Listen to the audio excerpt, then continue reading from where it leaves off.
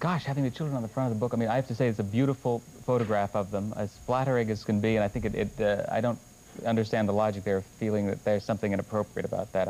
Maybe it's a difference in the cultural sensibilities or something, no, I mean, but these kids, as they're living right now, they're at school, they're trying to keep away from the spotlight, especially something connected with their mother's death. Mm-hmm.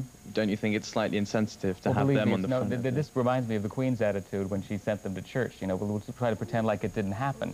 The Queen, 4 hours after they learned of their mother's death, they went to church in Balmoral, a crappy church. Did they want to go? Did they want to sit there and not have their mother's name? Oh, well, yes, but you know what, but think how that did strike me as odd. You know, they just had heard that Mommy has passed away, and oh, by the way, put on your Sunday best and go to church, where they did not mention Diana's passing. In fact, one of the boys said, "Are you sure Mommy's dead?" From several of the parishioners there, they heard him say, turn to his father and say, "Are you sure Mommy's dead?" I mean, the British people obviously were very upset about the monarch's lack of response. I mean, there was a huge outcry. You remember the tabloids and the papers in England where they had these screaming headlines, "Where is our queen? Show us you care."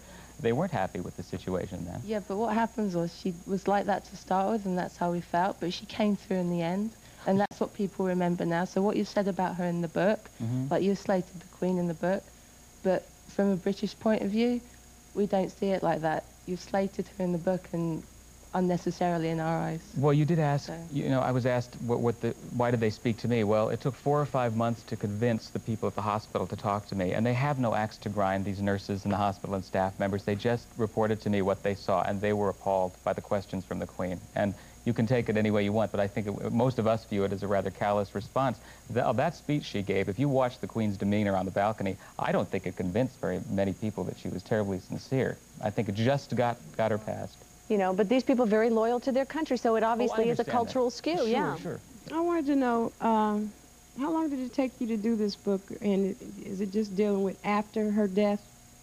It took a year. And how reliable are your informants? You know, informants do get paid, and some of them do lie. Are we a jaded society or what? We are. I love the term informants, you know. They're sources, thank you very much.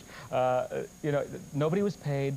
It took months, like I said, many months to convince some of these people to talk. I mean, it's not an easy job, and it took the entire writing of the book was about a year because I had researchers and other people working with me. But is the book controversial? You bet it is. Do a lot of people differ with his opinions? Of course they do. Are a lot of people buying it?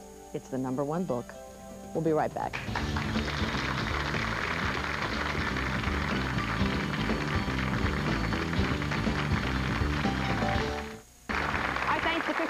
For being our guest. Once again, the book is called The Day Diana Died. There will be continuing discussions of this anniversary throughout the show, throughout the day today on NBC, including a broadcast tonight, a documentary produced by Lord Richard Attenborough, who was Diana's close friend. That will air at 8 o'clock. It will include never-before-seen footage from his private collection, an interview with Hillary Clinton, and the woman for whom Diana was a nanny way back in the days of Shy Di. Thanks, everybody. Stay safe. We appreciate you spending the hour here with us. Till next time, take good care.